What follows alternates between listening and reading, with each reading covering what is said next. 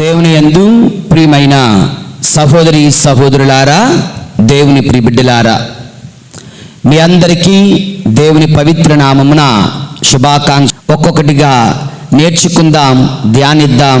దేవుని యందు ప్రియులారా, ఈనాటి సువిశేష పట్టణంలో యేసు ప్రభు సైతం శోధింపబడడాన్ని మనము చూస్తున్నాం.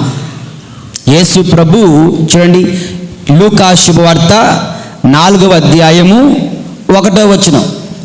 యేసు పవిత్రాత్మచే పరిపూర్ణుడై యోర్దాను నది నుండి తిరిగి వచ్చి ఆత్మ ప్రేరణ వలన ఎడారి ప్రదేశమునకు కొనిపోబడెను. తర్వాత అచట 40 రోజులు సైతానుచే శోధింపబడెను. దేవుని యందు ప్రియులారా, 40 రోజులు సాతాను చేత శోధింపబడ్డాడు ప్రభు అయిన యేసు. దేవుని యందు ప్రియులారా, ముఖ్యంగా అక్కడ రాయబడినట్లుగా 3 రకాల శోధనలు. అతని ఆకలితో ఉన్నాడు కనుక నీవు దైవ కుమారుడు అయినచో ఈ రాళ్లను రొట్టెగా మార్చి తిను, శరీరేచ్ఛలు తీర్చుకోమంటున్నాడు. ప్రభు అంటున్నాడు, మనుష్యుడు కేవలము రొట్టె వలన మాత్రమే జీవింపడు, దేవుని నోటు నుంచి వచ్చే ప్రతి మాట వలన జీవించును. నీకు తెలియదా? ధర్మశాస్త్రం పరిశుద్ధ గ్రంథములో రాయబడి ఉంది కదా అంటూ తిప్పికొట్టారు. మరలా ఎత్తైన ప్రదేశాన్ని తీసుకుని వెళ్ళి లోకమంతా నాదే, నువ్వు నా కాళ్ళు మొక్కితే, నువ్వు నన్ను ఆరాధిస్తే ఇదిగో సమస్తము నీకు ఇచ్చేస్తాను, దేవుని మాత్రమే ఆరాధించాలి. నీకు తెలియదా? అది వాక్యంలో రాయబడి ఉంది కదా. మరలా తిప్పికొట్టారు. ఇక 3వసారి దేవుని యందు ప్రియులారా, ఆ యొక్క దేవాలయ ఉన్నత శిఖరం తీసుకుని వెళ్ళి ఇక్కడి నుంచి నువ్వు దూకు, నీ కాళ్ళు రాతికి తగిన నవ్వకున్నట్లు దేవదూతలు ఎత్తి పట్టుకుంటారు. అప్పుడు అందరూ నువ్వే దైవ కుమారుడును ఒప్పుకుంటారు. ఈజీ కదా. ఎందుకు 3 సంవత్సరాలు వెయిట్ చేయాలి? ఎందుకు అనేక శ్రమలు పడాలి? అందరూ నిన్ను దైవ కుమారుడిగా ఒక చిటికలో అంగీకరిస్తారు. Short cut. అంటే సాతాను, నీ ప్రభువైన దేవుణ్ణి శోధింపరాదు. గెట్ బిహైండ్ మీ సేటన్, నా నుంచి వెడలిపో అంటే సాతానుడు వెళ్ళిపోతున్నాడు. దేవుని యందు ప్రియులారా, శోధనలు సాతానుడు ఉపయోగించే అస్త్రాలు. శోధనలు సాతానుడు వేసే బాణాలు. శోధనలు సాతానుడు వెదజల్లే విత్తనాలు. శోధనలు సాతానుడు రువ్వే రాళ్ళు. సాతాను శోధనలు పాపానికి బీజాలు, నరకపు జీవితానికి పునాదులు. అందులో ఎటువంటి అనుమానం లేదు. కానీ ఈ శోధనల గురించి మనం కొంచెం జాగ్రత్తగా ధ్యానిస్తే ఒక 4 విషయాలు ఈ రోజున వాక్యాన్ని బట్టి మనకు అర్థమవుతున్నాయి. దేవుని యందు ప్రియులారా, the nature of temptations, the characteristics of temptations, శోధన లక్షణాలు. నెంబర్ 1 ఏంటంటే, శోధనలు అందరికీ వస్తాయి. ఎవరికి వస్తాయి? అందరికీ వస్తాయి. శోధనలు అందరికీ వస్తాయి. శోధనలు అందరికీ ఉంటాయి. శోధనలు ఎవరిని విడిచిపెట్టదు. చిన్న పెద్ద, ఆడ మగ, ముసలి ముతక, ఎటువంటి భేదము లేకుండా శోధనలు అందరికీ ఉంటాయి. అందరూ శోధింపబడతారు. దేవుని యందు ప్రియమైన సహోదరి సహోదరులారా, ఎందుకంటే ఈనాటి సువిశేషంలో సాక్షాత్తు దైవ కుమారుడు సైతం శోధింపబడుతున్నాడు. అక్కడ వాక్యం ఏమని రాయబడి ఉందంటే చూడండి, 13వ వచనం. ఇట్లు ఆ సైతాను అనేక విధములుగా శోధించిన పిదప సముచితమైన సమయమునకై. చూసారా? సముచితమైన సమయమునకై, ఇక్కడైతే తగిన సమయమునకై ఆయనను విడిచి వెళ్ళాను. ఆయనను విడిచి వెళ్ళిన, టెంపరీగా విడిచి వెళ్ళిందంట. మళ్ళీ వస్తా నీ సంగతి చూస్తా అన్నట్టుగా. యేసు ప్రభు ఆ 40 రోజులే, యేసు ప్రభు ఆ ఒక్కసారే, యేసు ప్రభు ఆ 3 విధాలుగానే శోధింపబడలేదు. యేసు ప్రభు చిట్ట చివరి ప్రాణం విడిచేంత వరకు కూడా శోధింపబడుతూనే ఉన్నాడు. శిష్యుల ద్వారా శోధింపబడ్డాడు, పేతురు ద్వారా శోధింపబడ్డాడు, ఇస్కారియోతు ద్వారా శోధింపబడ్డాడు, ప్రజల ద్వారా శోధింపబడ్డాడు. అనేక విధాలుగా సాతానుడు యేసు ప్రభుని జీవితాంతము శోధిస్తూనే ఉన్నాడు. దైవ కుమారునికే తప్పలేదు శోధనలు. మరి మనమెంత? మనమే పాటి మాత్రం? మనకి ఇంకెంత ఎక్కువగా ఈ శోధనలు మనల్ని వెంటాడుతున్నాయి. దేవుని యందు ప్రియులారా, ఏవమ్మా ఇదిగో శోధింపబడింది. ఆమెకు ఆ చెట్టు పండు తినొద్దు అన్నారు కనుక ఈ చెట్టు పండు ఎందుకు తినడం లేదు? తినొచ్చు కదా. భాగ్యమునైనటువంటి స్థితిలో సృష్టింపబడిన ఆదాము ఏవమ్మలు కూడా శోధింపబడ్డారు. విశ్వాసమునకు తండ్రి అయినటువంటి అబ్రహాము కూడా శోధింపబడ్డాడు. దేవునికి ఎంతో ప్రియమైన దావీదు, మహాపుణ్యపురుషుడు దావీదు సైతం శోధింపబడ్డాడు. గొప్ప జ్ఞాని అయిన సొలొమోను సైతం శోధింపబడ్డాడు. దైవ కుమారుడే శోధింపబడ్డాడు. ప్రభు యేసు ప్రక్కన అంటి పెట్టుకున్నటువంటి పేతురు శోధింపబడ్డాడు. దేవుని యందు ప్రియులారా, మనందరం కూడా ప్రతి క్షణము శోధింపబడుతూనే ఉంటుంటాం.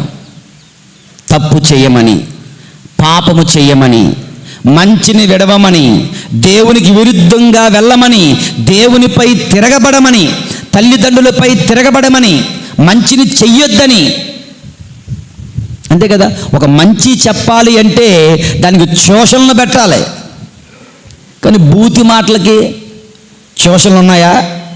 ఆటోమేటిక్గా వచ్చేస్తున్నాయి. ఎందుకని? జపాలు నేర్పించాలంటే క్యాటగిజం క్లాసులు కావాలి, పాటలు నేర్పించాలంటే కాయర్ ప్రాక్టీసులు కావాలి, సింగింగ్ ప్రాక్టీసులు కావాలి.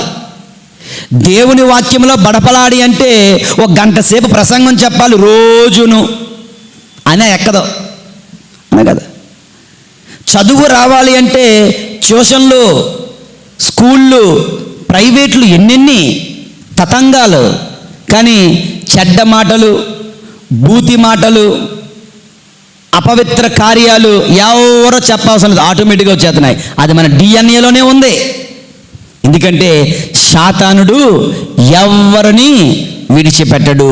నిరంతరము శోధనలను గుప్పిస్తూ ఉంటాడు, రువ్వుతూ ఉంటాడు, విసురుతూ ఉంటాడు, వర్షములా కుమ్మరిస్తూ ఉంటాడు మనందరిపైన. దేవుని యందు ప్రియమైన సహోదరి సహోదరులారా, కనుక ఎవరైనా పాపం చేశారంటే వారిని భూతద్దంలో పెట్టి చూడాల్సిన అవసరం లేదు.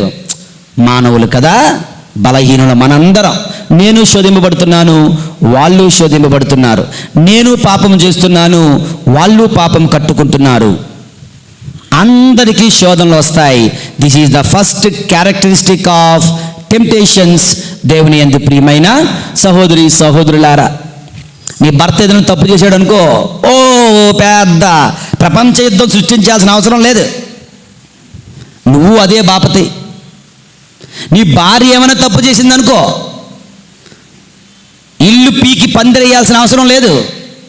నువ్వు కూడా బలహీనుడివే. నీ బిడ్డలు ఏదైనా తప్పు చేశారనుకోండి, ఆ వయసులో ఆ ప్రాంతంలో అదే వయసులో నువ్వు కూడా అంతకన్నా ఘోరమైన పనులు చేసేవేమో. కనుక శోధనలు అందరికీ వస్తాయి అని గుర్తుంచుకోవాలి. దేవుని యందు ప్రియమైన సహోదరి సహోదరులారా, నెంబర్ 2, శోధనల యొక్క ఫాదర్ గారు చెప్పారు కనుక ఇంక మనం ఏమన్నా చేయొచ్చు. ఫాదర్ గారు చెప్పారు కదా అని నన్ను మళ్ళీ కోట్ చేసి మీ తప్పుడు పనులు చేయడానికి వక్రీకరించొద్దు దేవుని వాక్యాన్ని. దేవుని యందు ప్రియులారా, ఇక రెండవది దేవుని యందు ప్రియులారా, శోధనలు ఎంతవరకు ఉంటాయి?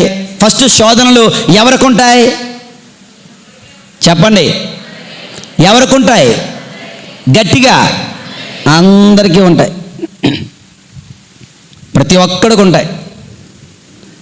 రెండవది, శోధనలు ఎంతవరకు ఉంటాయి, ఎప్పటి వరకు ఉంటాయి తెలుసా? ఒక కథ చెప్తాను. ఒకానొక గురువు గారు ఉన్నారంట, మహాపుణ్య పురుషుడు. ఒక మర్రి చెట్టు కింద మఠం వేసుకొని తపస్సు చేసుకుంటున్నాడు. అతనికి సేవలు చేస్తున్నటువంటి శిష్యరకం చేస్తున్నట్టు ఒక శిష్యుడు వచ్చాడు. గురువు గారు అని అడిగాడు. ఏంటి నాయనా నీ డౌట్ ఏంటి చెప్పు అన్నారు. అది కాదు గురువు గారు, ఈ యొక్క యుక్త వయసులో శోధనలు నన్ను వెంటాడుతూ ఉన్నాయి. శోధనలతో నేను సతమతమవుతున్నాను. నేను బ్రతకలేకపోతున్నాను. నిరంతరం పాపములో పడిపోతున్నాను. అయితే ఎంతకాలం ఈ శోధనలు ఉంటాయి? ఎంతకాలం వరకు ఈ శోధనలు ఉంటాయి అంటే గురువుగారు అన్నారట, అయ్యా నీకు 80 సంవత్సరాలు వచ్చేంత వరకు శోధనలు నీకు ఉంటాయి. అయ్య బాబోయ్ 80 సంవత్సరాలా అంటున్నాడు. అంతలోకి ఆ యొక్క రోడ్డు పక్కగా ఒక ముసలమ్మ, బాగా ముసలమ్మ పొలాలు ఏరుకోవడానికి వచ్చింది. ఈ గురువుగారు ఆ ముసలమ్మ వైపు చూశారు. ఈవిడెవరు నా చిన్ననాటి ఫ్రెండ్ లాగా ఉన్నదే, నా క్లాస్మేట్ లాగా ఉందే అని కిందకి మీదకి చూశాడట. చూసి అయ్యే తప్పు చేశాను అనుకున్నాడు. ఇంట్లో గురువుగా శిష్యుడు వెళ్ళిపోతున్నాడు. ఒరే శిష్యుడు ఇలా రారా బాబు అన్నాడు. ఏంటండి ఇందాకేం చెప్పాను?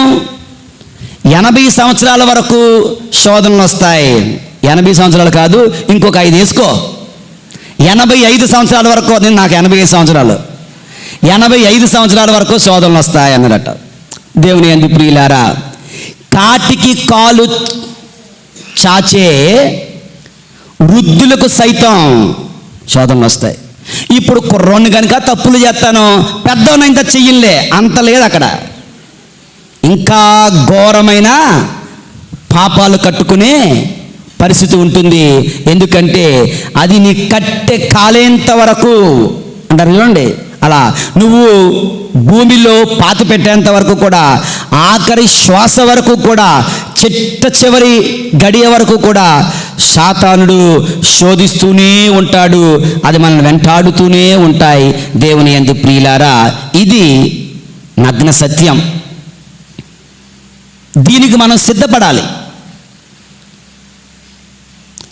మూడవది, శోధనలు ఓకే ఎటువంటి వస్తాయి? ఎవరికి వస్తాయి? అందరికీ వస్తాయి. ఎప్పటి వరకు వస్తాయి? చచ్చేంత వరకు వస్తాయి. ఎటువంటివి వస్తాయి?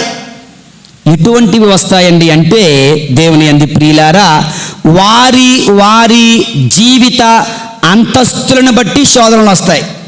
వారి వారి జీవిత అంతస్తులను బట్టి శోధనలు వస్తాయి.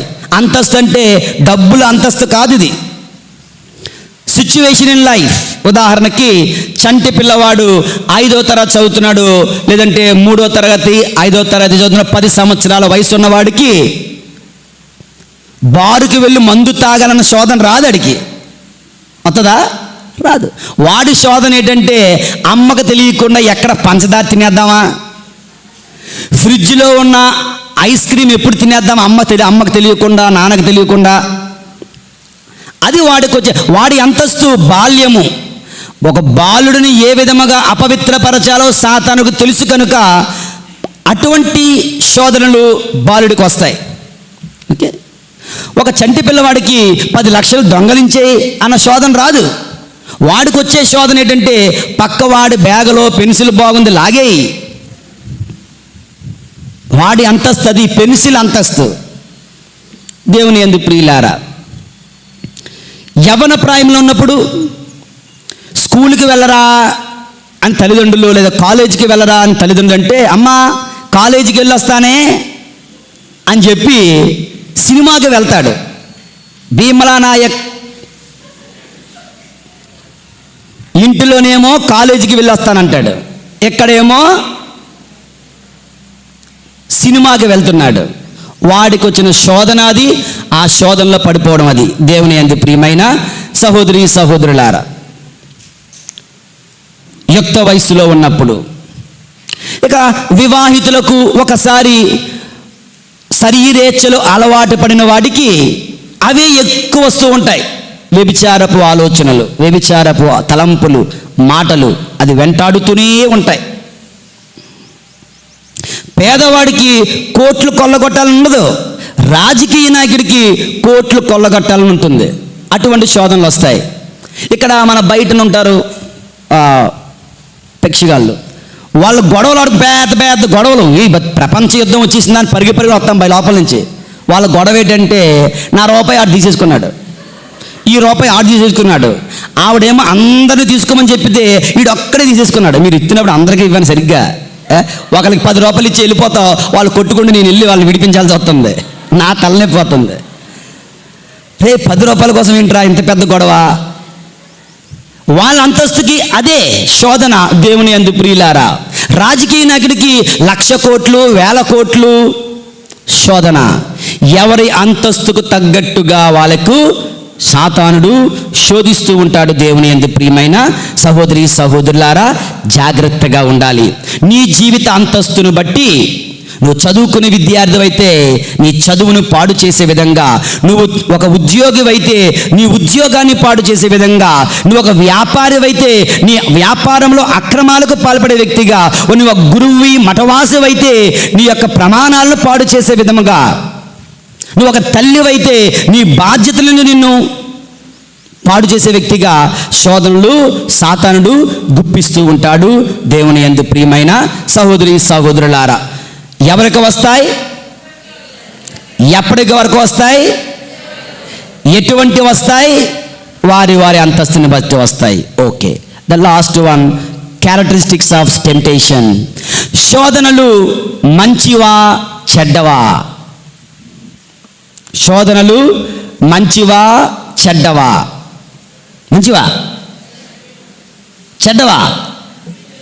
దేవుని యందు ప్రియమైన సహోదరి సహోదరులారా, అగ్గిపెట్టి మంచిదా చెడ్డదా? చెప్పండి, అగ్గిపెట్టి మంచిదా చెడ్డదా? అరే మన అందరం అగ్గిపెట్టి కొనుక్కుంటాంగా. అగ్గిపెట్టి మంచిదే, మంచిగా వాడుకుంటే కొంపలు ముంచేస్తుంది, చెడ్డగా వాడుకుంటే. నైఫ్ మంచిదా చెడ్డదా? మంచిదే, కాయగూరలు కోసుకుంటే. చెడ్డది ముక్కు కోసుకున్నా, పీక కోసుకున్నా, పక్కవాడిని పొడిచిన. శోధనలు దేవుని యందు ప్రియులారా మంచి అవకాశాలు కూడా. గుర్తుంచుకోండి, శోధనలు మంచి అవకాశాలు కూడా. It is only in and through temptations we prove our love for God. శోధనల ద్వారా మాత్రమే మనం బలపడతాం, శోధనల ద్వారా మాత్రమే మనం ఎదుగుతాం, శోధనల ద్వారా మాత్రమే మనం దేవుణ్ణి ప్రేమించడం నేర్చుకుంటాం. శోధనలు వాటికంతటా అవి చెడ్డవి కాదు. వాటికి నువ్వు లొంగిపోతే అవి నిన్ను పాపాత్మును చేస్తాయి, వాటిని నువ్వు జయిస్తే నిన్ను పుణ్యాత్మును చేస్తాయి.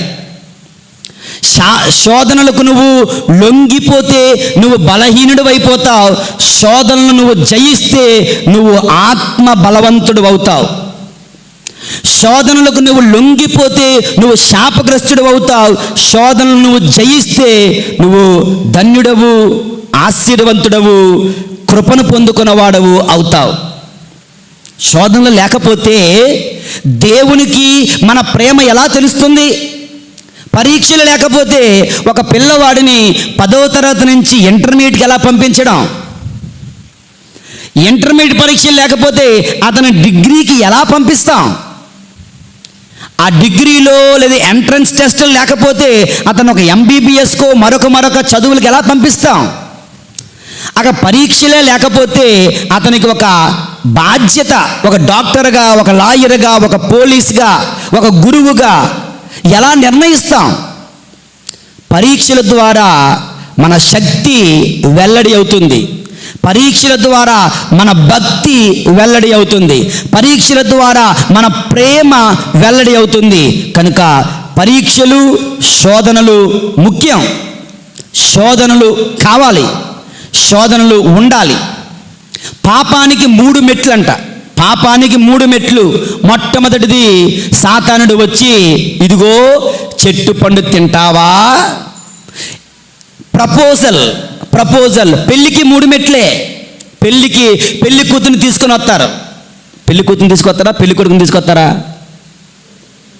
చెప్పండి?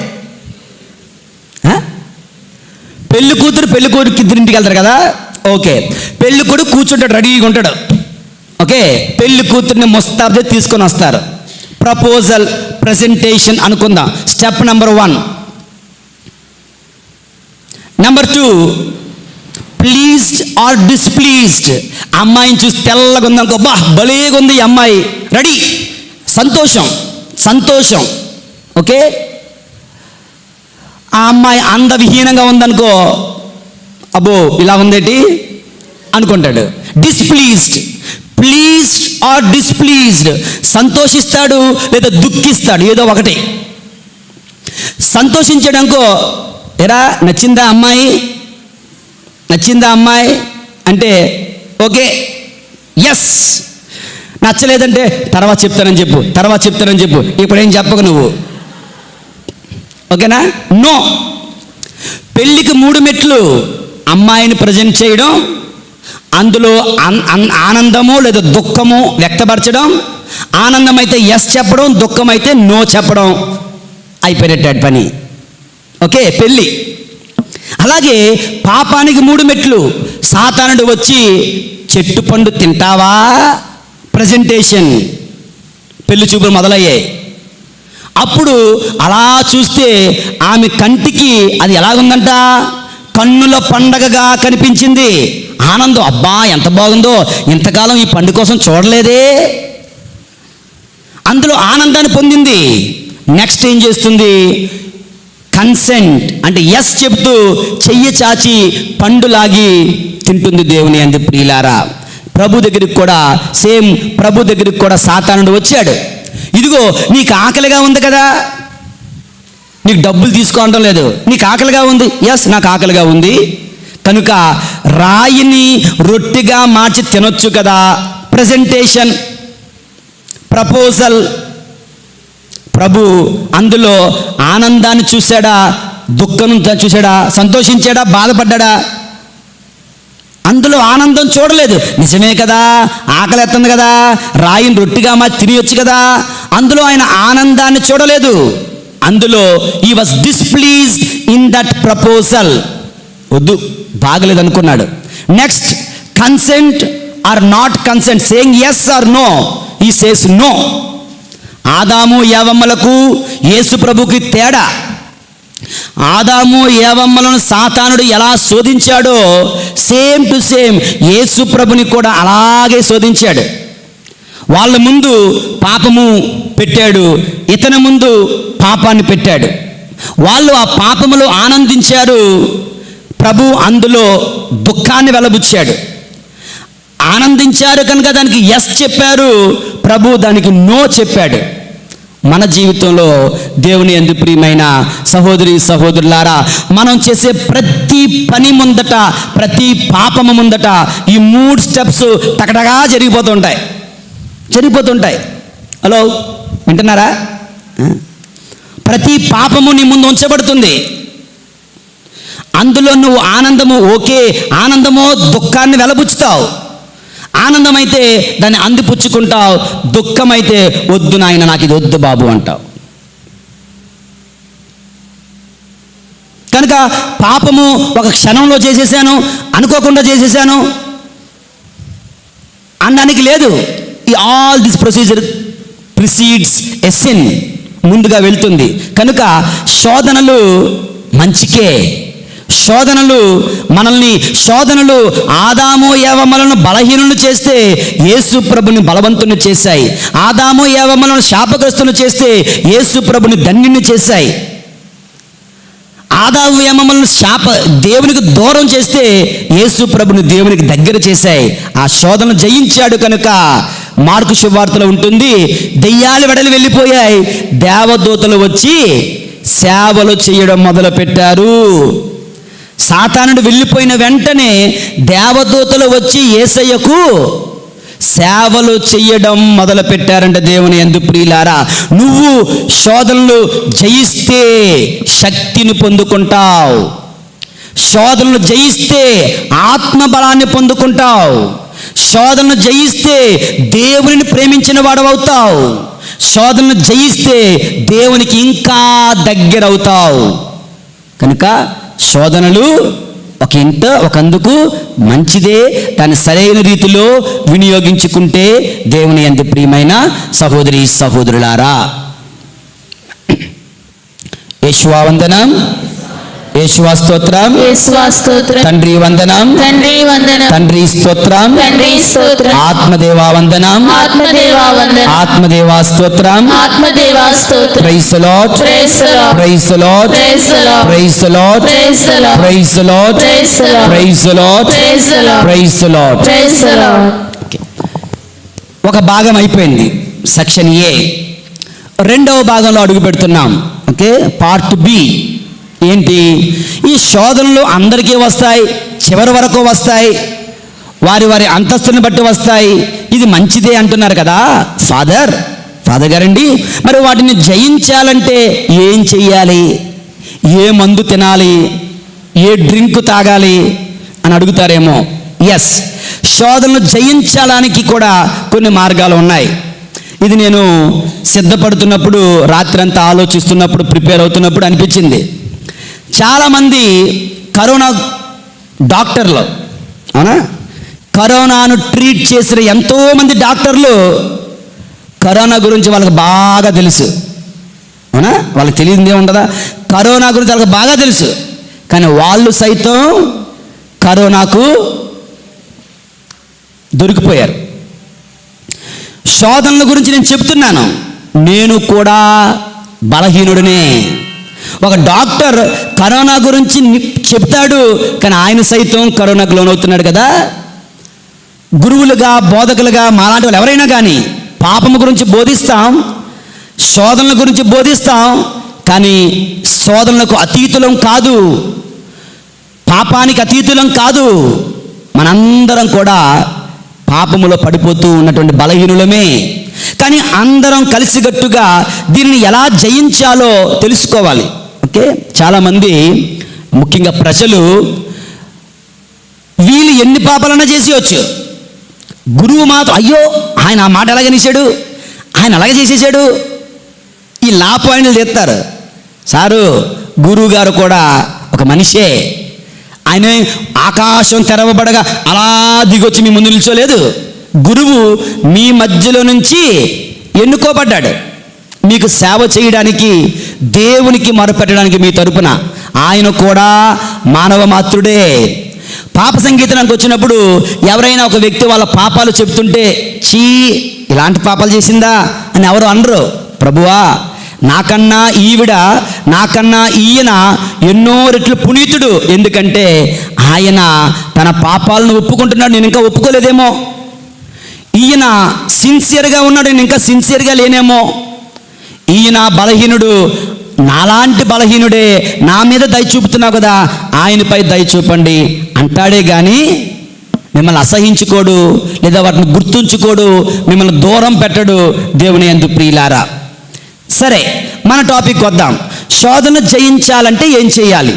మొట్టమొదటిగా దేవుని యందు ప్రియులారా, శోధనలు జయించాలి అంటే ఆదిలోనే వాటిని గుర్తించాలి, వాటిని త్రుంచాలి. ఒక మంచి కథ చెప్తాను, జాగ్రత్తగా ఆలకించండి. ఒకానొక పెద్ద అడవి, వింటున్నారా? బుర్రగోక్కుంటున్నారా? ఓకే, ఒకానొక పెద్ద అడవి. ఆ అడవిలో చెట్లన్నీ కూడా పెద్ద మీటింగ్ పెట్టుకున్నాయంట. ఏం చెట్లు? టేకు చెట్టు, గంధం చెట్లు, వేప చెట్లు, మర్రి చెట్లు, రకరకాల చెట్లన్నీ కూడా పెద్ద పెద్ద కలపనటువంటి చెట్లన్నీ కూడా మీటింగ్ పెట్టుకున్నాయి. ఈ మీటింగ్కి గొడ్డలను కూడా పిలిచాయి. ఈ మీటింగ్ యొక్క సారాంశం ఏంటంటే, ఈ మొక్కలన్నీ కూడా, చెట్లన్నీ కూడా అంటున్నాయి, మహావృక్షాలన్నీ కూడా మనందరి కామన్ ఎనిమి ఎవడు? గొడ్డలిగాడు, గొడ్డలే. కానీ దురదృష్టం ఏంటంటే, ఆ గొడ్డలి హ్యాండిల్ కూడా ఈ చెట్లో నుంచి వచ్చిందే, మనం ఇచ్చిందే. మనవాడే గొడ్డలకు వెళ్తున్నాడు, ఆ గొడ్డ మన అందరం నరికేస్తున్నాడు. కనుక మనందరి కామన్ ఎనిమి గొడ్డలి. కనుక మనందరం తీర్మానించుకుందాం, ఒట్టు పెట్టుకుందాం, ఇక నుంచి మనం ససేమిరా గొడ్డలికి చెయ్యి ఇవ్వం, గొడ్డలి హ్యాండిల్గా మనం మారం. ఓకేనా? ఓకే అందరూ ఓకే అన్నారు. గొడ్డలుగా డౌన్ అయిపోయాడు. మీరు నాకు హ్యాండిల్ ఇవ్వరా? అయ్యయ్యో, సరే నాకు చాలా బాధగా ఉంది, మరి నాకు ఇంకేం పని మీ దగ్గర, నాకు 2 నిమిషాలు మాట్లాడడానికి అవకాశం ఇస్తే చాలు అన్నాడు. 2 నిమిషాలుగా ఎర్రుమాలోకాలు, వృక్షాలు, 2 నిమిషాలుగా సరే మాట్లాడు, ఏం మాట్లాడుతావు మాట్లాడిపో అన్నారు. ఇదిగో మహావృక్షాలారా, చెట్లలారా, మీరందరూ ఎంతో పచ్చగా ఉన్నారు, ఎంతో బలంగా, దృఢంగా, పొడవుగా ఉన్నారు, ఎంతో అందముగా ఉన్నారు, పచ్చదనముతో శోభిల్లుతున్నారు. కొంతమందికి అయితే ఇంకా చక్కటి పువ్వులు, కొన్ని ఫలాలు కూడా ఉన్నాయి, అన్నీ బాగున్నాయి. కానీ దురదృష్టం ఏంటంటే, కొన్ని చిన్న కొమ్మలు, చిన్న రెమ్మలు మీ అందాన్ని కనిపించకుండా దాచేస్తున్నాయి, మూసేస్తున్నాయి. కొన్ని పాదులు మీ చుట్టూ అల్లేసి మీ అందాన్ని కనిపించకుండా, ప్రజల కంట పడకుండా దాచేస్తున్నాయి. మీది అందరూ ఎంత అందగత్తెలు. కనుక నాకు చిన్న అవకాశం ఇవ్వండి, కృతజ్ఞత చూపే అవకాశం. ఏంటంటే, ఆ చిన్న పాదులను, మీకు మీ అందానికి అడ్డు వచ్చే కొమ్మలను, రెమ్మలను మాత్రం నరుకుతాను. తద్వారా మీ అందము అందరికీ కనిపిస్తుంది, మీరు గొప్ప అందగత్తెలు అయిపోతారు. అందం అంటే ఎవడన్నా ఫ్లాట్ కదా? నిజమే నువ్వు చెప్పింది నిజమే. సరే, అయితే మేము అందరూ ఒప్పుకుంటున్నాం. దేనికి? ఆ పాదులు నరకడానికి, చిన్న కొమ్మలు మా అందాన్ని పాడు చేసి మూసివేసే ఆడు నరకడానికి నీకు అనుమతిస్తున్నాం. సరే తీసుకో, కలప తీసుకో, చెక్క తీసుకో, పో అంటారు. ఒకసారి హ్యాండిల్ రెడీ అయింది, మంచి హ్యాండిల్. కథ అయిపోయింది. ఇంకా వినాలా? తర్వాత ఏం జరిగిందో తెలియాలా? ఇంటర్వెల్ తర్వాత ఇంకంతా విధ్వంసకాండే కదా. ఎప్పుడైతే చెక్క వచ్చిందో, హ్యాండిల్ దొరికిందో, వీళ్ళు నా మీదే తిరగబడతారా, నాకే హ్యాండిల్ ఎవరా, మీ సంగతి చెప్తానా కానీ మొత్తం చెట్లన్నింటినీ టక నరుక్కుంటూ వెళ్ళిపోయి సర్వనాశనం చేసి పడేసిందంట. దేవుని యందు ప్రియులారా, ఈ చెట్లు ఆదిలో ఈ యొక్క గొడ్డల యొక్క కపటత్వాన్ని గుర్తించలేకపోయాయి. చిన్న తలుపు తెరిసే మొత్తం దూరిపోయింది. చిన్న అవకాశాన్ని ఇచ్చాయి, ఆదిలో వద్దు అని చెప్పలేకపోయాయి. కనుక వారి ప్రాణాలే అవి కోల్పోయాయి. దేవుని యందు ప్రియమైనటువంటి సహోదరి సహోదరులారా, మన జీవితంలో కూడా ఆదిలోనే శోధనలను గుర్తించగలగాలి. దొంగవాడు బయట ఉన్నప్పుడే తలుపేసేయాలి, వాడి తలుపు తెరవకూడదు. ఒకవేళ తలుపు నెట్టిన లోపల వాడికి దొంగవాడు లోపలికి వచ్చాడా, మన బ్రతుకు నాశనం. దేవుని యందు ప్రియులారా, యేసు ప్రభు తలుపు తట్టాడు. తనుడు వాళ్ళను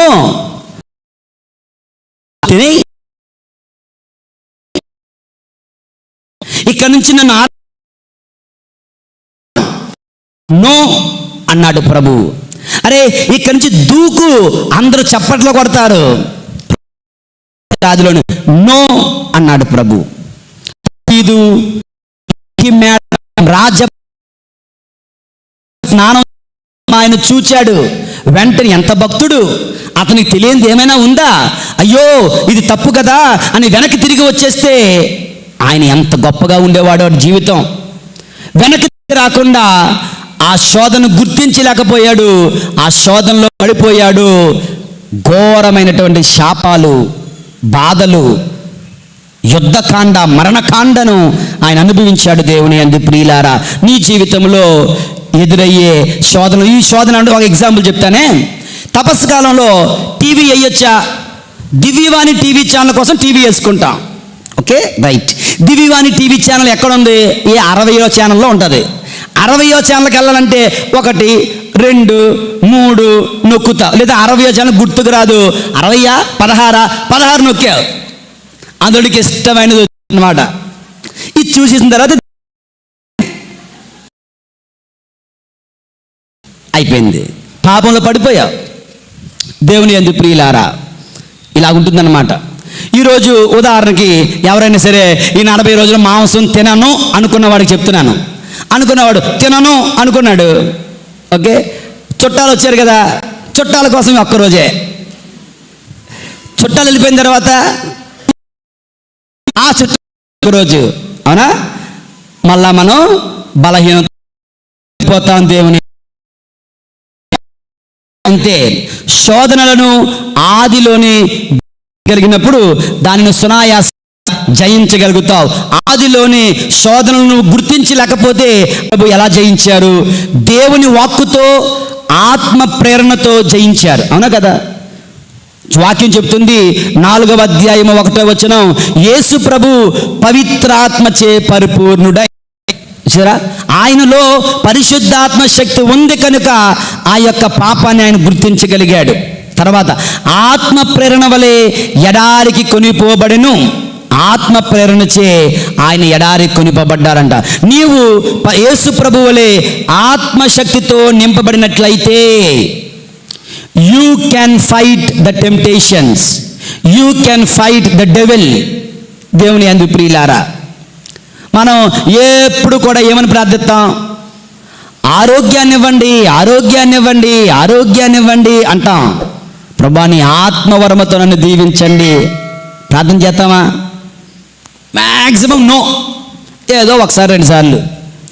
ఓకే, ఆత్మ ప్రేరణతో నింపబడులాగా మనం ప్రార్థించాలి. దేవుని యందు ప్రియులారా, రెండవది దేవుని వాక్కు చేత నింపబడాలి.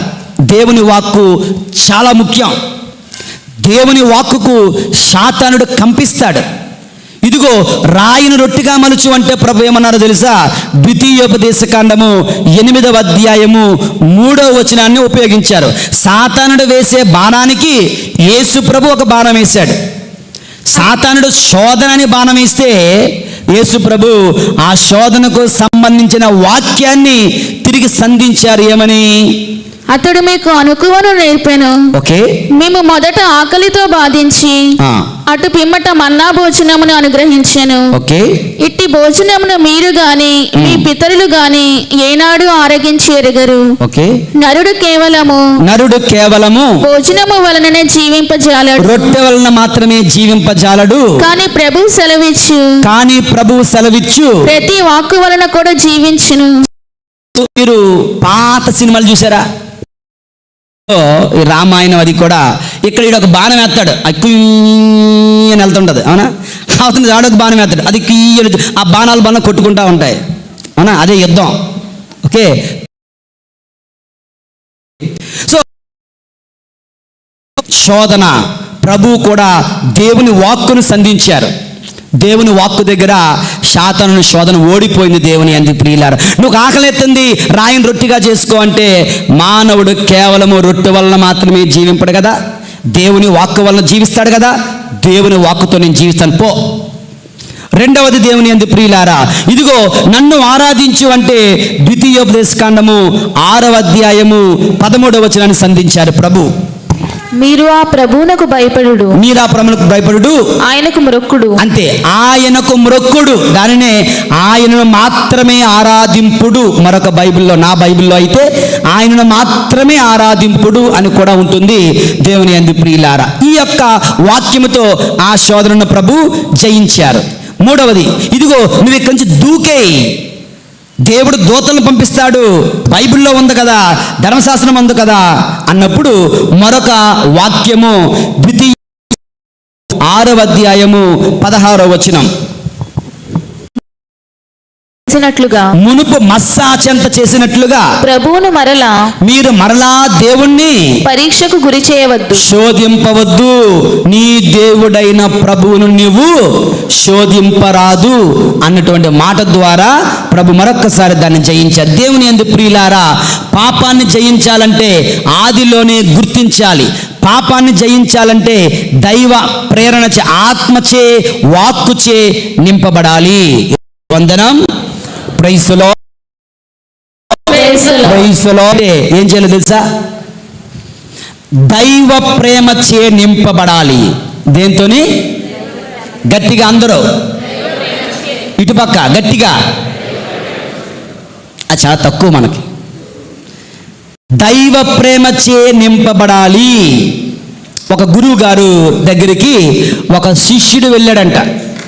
వెళ్ళి, గురువు గారండి, శోధనలు జయించాలంటే ఏం చేయాలో చెప్పండి బాబోయ్, శోధనలు జయించలేకపోతున్నాను అన్నాడట.